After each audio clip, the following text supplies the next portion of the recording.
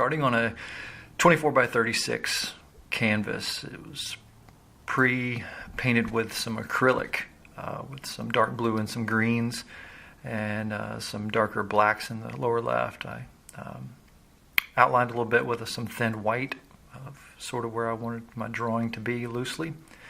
And then I started in with about a half-inch cheap house painting brush from a hardware store and started blocking in the sky, working back to front. I had started painting in a tree there, and then I decided that I did not want that, so I painted that out.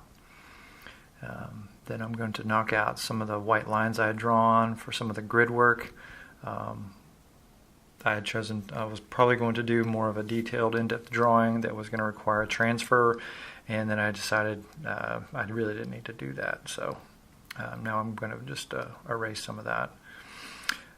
Using cobalt teal, and this is where the light's going to be peeking through that kind of the star wave of the painting.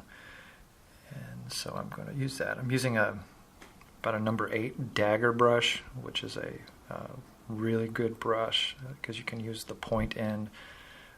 It's also great for blending, and then also good for flat edges as well. You can also get some really nice lines with it as well. Trying to keep everything very atmospheric at this stage, very, very soft. I'm going to try to cover the entire canvas, and then I will go back to the very back of the painting and start again.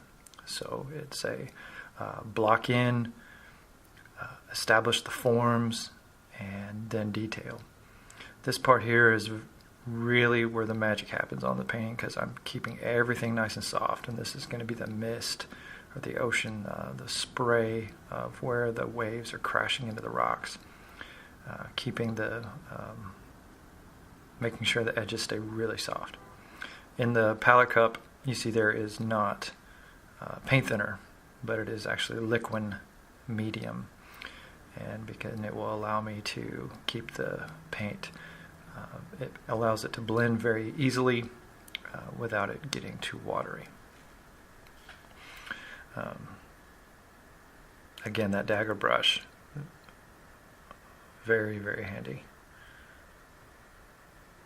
And all of this brush work will still be visible even when I go back through later with more detail work and smaller brushes. Now I'm using the flat side of the dagger brush to establish some of the drawing itself of the waves, and this gives a look of perspective. Now back to the very back, and this is the sky. Using a detail brush for the sun and where it's peeking through the clouds and how it affects the texture of the clouds, and then going back through with a house painting brush and blending. Using a smaller hog hair brush, I'm going to pull out some sun rays, but I'm not going to leave it as is. I'm going to blend that, or it would look like, sort of like Miss Piggy eyelashes, and it would be a little bit much. So I'll come back through. Oh, excuse me, that's not a flat, that's a dagger. And I will blend that as well. Everything is going to be, and the whole painting is going to be influenced off of the sun coming in the background. I will also use a shop towel to soften things as well, as long as the paint underneath is dry, and in this case it is. As the color moves away from the sunshine, it's going to influence the sky beneath, but it is going to get a little darker and more orange in color. Using the dagger brush again just to blend and pulling and raise. Now using a smaller hog hair brush, I'm going to paint in where the orange, the sun is going to be influencing the mountain range, and now how the light is going to be affecting the water.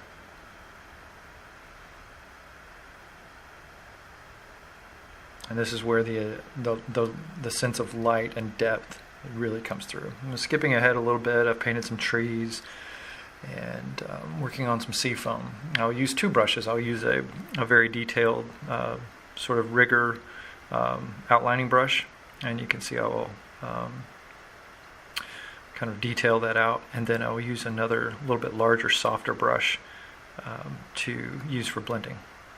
And so it's that back and forth mixture between hard edges and soft edges. This is using some texturing brushes for some of the foliage. You can't use it for everything or it'll look stamped on, but you can use it for a little bit of variety. I'm going to use a little bit of the sky color to punch out some of the trees, and then I will soften that out so it won't look quite so cut out. So using another clean brush with a little bit of medium, and I'll be able to soften some of the edges around it and then also pull some of the sun rays through. And this is where the achievement of the light from the background, and then I will take that one step further by putting the now I've got the texture of the rocks on the ground in the brown, but then I will put the spotlights of where the light is coming through the trees onto the rocks. Using more pretty thick paint at this point, putting in the highlights of the water as it crashes in the rocks and then runs back down.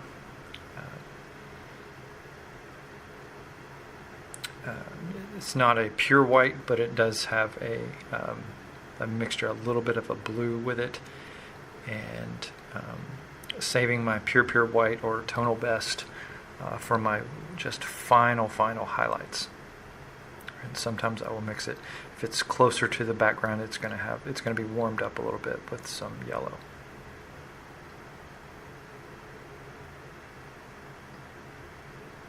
And so there's the water.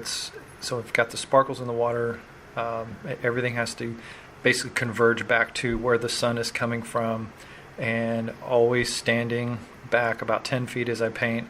Now I will punch in where the light is going to be catching that texture of that wave.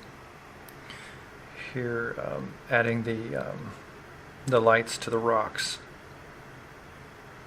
and how the lights would be coming and falling across the rocks through the trees with the cast shadows. And then some of the believability for making the sand appear wet is going to be some of the sparkles. And there's the finished painting. And it was a lot of fun to paint. Inspired by photos and a trip to Torrey Pines, California, and painting from my imagination. If you like this, please subscribe.